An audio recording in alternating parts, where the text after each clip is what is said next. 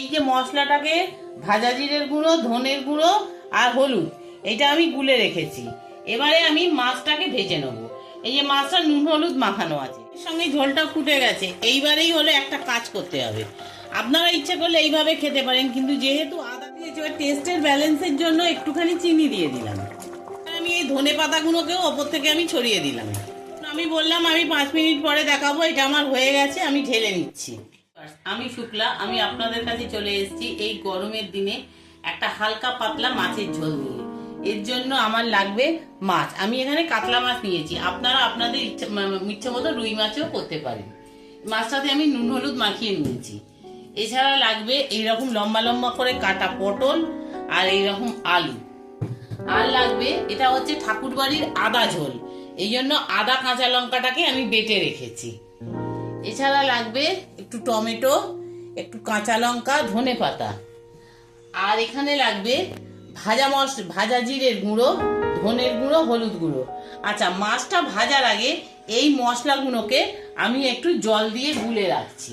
এই যে মশলাটাকে ভাজা জিরের গুঁড়ো, ধনের গুঁড়ো আর হলুদ এটা আমি গুলে রেখেছি। এবারে আমি মাছটাকে ভেজে নেবো। এই যে মাছটা নুন হলুদ মাখানো আছে, মাছটাকে আমি ভেজে নেবো। তার জন্য চলুন কড়াটা জ্বালি। দেখুন আমি কড়াটা বসিয়ে দিয়েছি, দিয়ে এর মধ্যে আমি তেলও দিয়ে দিয়েছি। এবারে আমি মাছগুলো ভাজবো।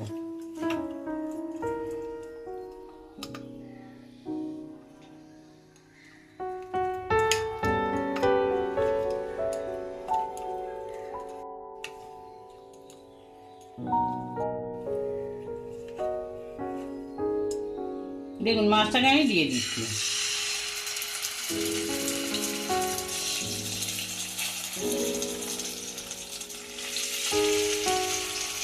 মাছটা ভাজা হোক, আমি আপনাদের কাছে আসছি। মাছগুলো আমার ভাজা হয়ে গেছে, আমি মাছগুলো সব তুলে নিলাম।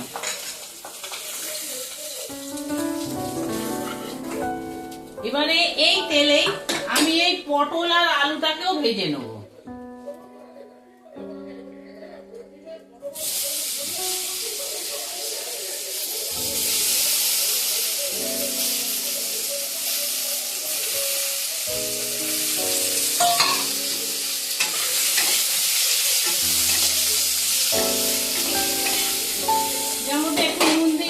পটল আলুটা ভাজা ভাজা করে নিয়ে আপনাদের দেখাচ্ছি।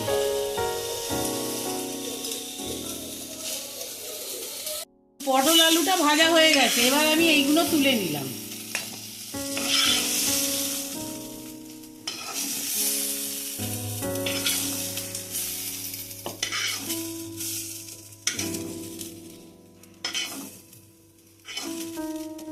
এবারে কড়াই আমি আরেকটু তেল দেবো।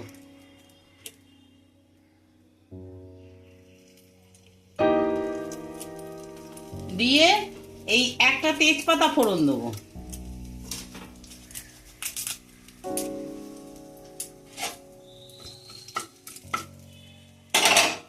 এইবারে প্রথমে আমি এই যে মশলাটা গুলে রেখে দিয়েছিলাম, এই গোলা মশলাটা দিয়ে দেবো।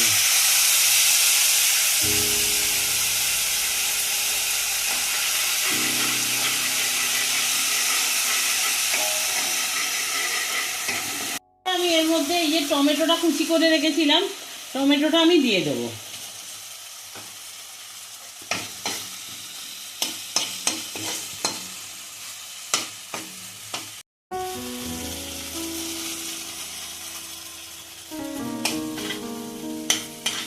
দেখুন এটা টমেটোর সঙ্গে এটা বেশ কষে গেছে। এবার আমি এই ভাজা পটল আলুগুলো দিয়ে দিলাম, দিয়ে আমি একটুখানি কষে নেব। এই সময় আমি একটু নুন দিয়ে দেবো। মশলা তো আমি আর কিছু দেবো না, মশলা তো আমার সব দেয়া আছে, আমি আর তো কোনো মশলা দেবো না, আমি একটু নুন দেবো শুধু।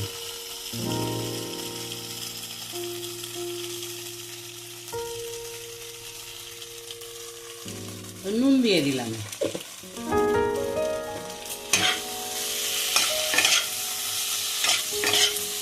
মশলাটা পটল আলু বেশ হয়ে গেছে। এবার আমি এর মধ্যে এই মিক্সি দেওয়া জলটা দিয়ে দিলাম। জল আমার আরো লাগবে দিতে, হ্যাঁ, কারণ এটা তো ঝোল, ঝোলে তো জল দিতেই হবে।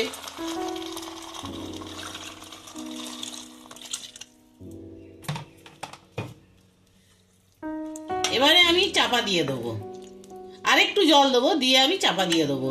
পটল আলুটা সেদ্ধ হবে, হলে আমি তারপরে আবার আপনাদের দেখাবো। এখানে আলু পটলটা সেদ্ধ হয়ে গেছে, এবারে আমি এই মাছগুলো ঝোলের ভেতর দিয়ে দেবো।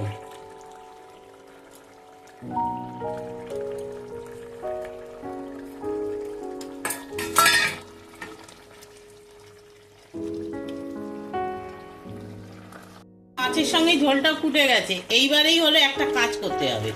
আপনারা ইচ্ছে করলে এইভাবে খেতে পারেন, কিন্তু যেহেতু আদা ঝোল, আমি সেই জন্য এই মাছটাকে একটু আলাদা করে আগে তুলে নিচ্ছি।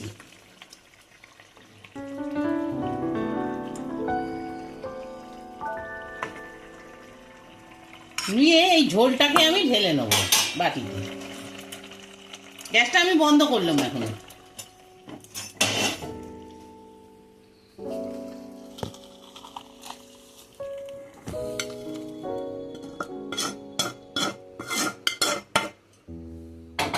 আমি আবার কড়াটা বসিয়ে আমি গ্যাসটা জ্বেলে দিলাম। দিয়ে আমি কড়ার মধ্যে তেল দেবো, সর্ষের তেল। দেখুন,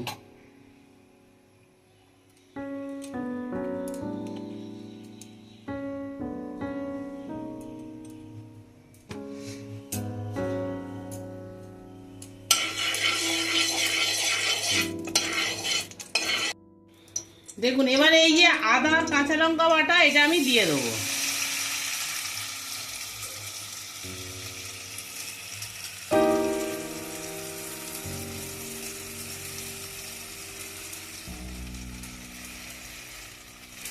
এটা দিয়ে আমি এই জলটা শুকনো হওয়া পর্যন্ত আমি নাড়বো। জলটা আমার মোটামুটি শুকিয়ে এসছে।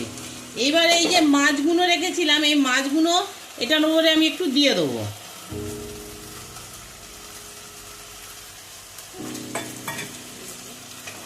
দিয়ে মাছগুলো একবার করে আমি একটুখানি করে এগুলো উল্টে দেবো। তেলটা এই আদাটার ভেতরে দিয়ে আমার এটা হয়ে গেছে। এবারে আমি এই যে ঝোলটা বানিয়ে রেখেছিলাম, এই ঝোলটাকে আমি এর ভেতরে দিয়ে দেবো।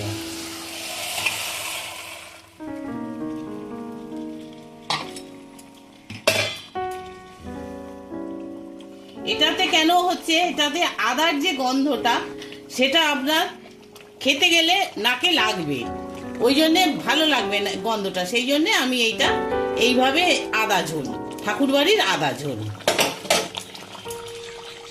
এটা দিয়ে দিয়েছি। ওই টেস্টের ব্যালেন্সের জন্য একটুখানি চিনি দিয়ে দিলাম।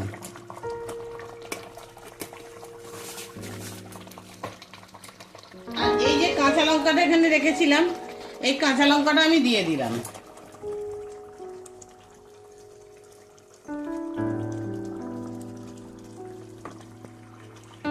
আমি এই ধনে পাতাগুলোকেও ওপর থেকে আমি ছড়িয়ে দিলাম।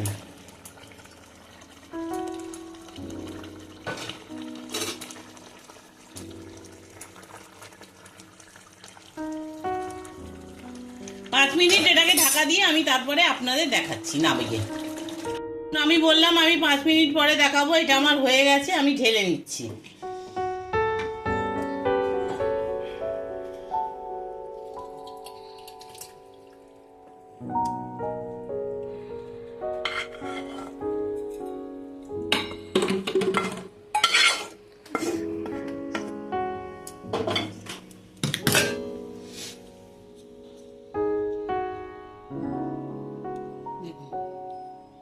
হয়ে গেছে, এবার আমি একটুখানি টেস্ট করে দেখাচ্ছি। টেস্ট করে বলছি।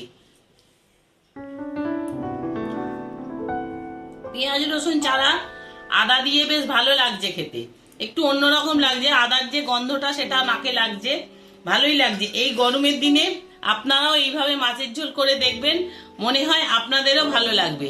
আশা করি এই রান্নাটা আপনারা অবশ্যই সবাই করবেন, করে খাবেন, খেয়ে আমাকে জানাবেন কিরকম লাগলো। যদি ভালো লাগে একটা লাইক করবেন, এই চ্যানেলটাকে সাবস্ক্রাইব করবেন, প্রচুর কমেন্ট করবেন, আর পাশে থাকা বেল আইকনটা টিপে দেবেন, যাতে পরবর্তী রান্নার ভিডিও নিয়ে আমি আপনাদের কাছে চলে আসতে পারি। আপনারা সবাই ভালো থাকুন, সুস্থ থাকুন, এই আশা নিয়ে আমি আজকের ভিডিওটা শেষ করলাম। নমস্কার।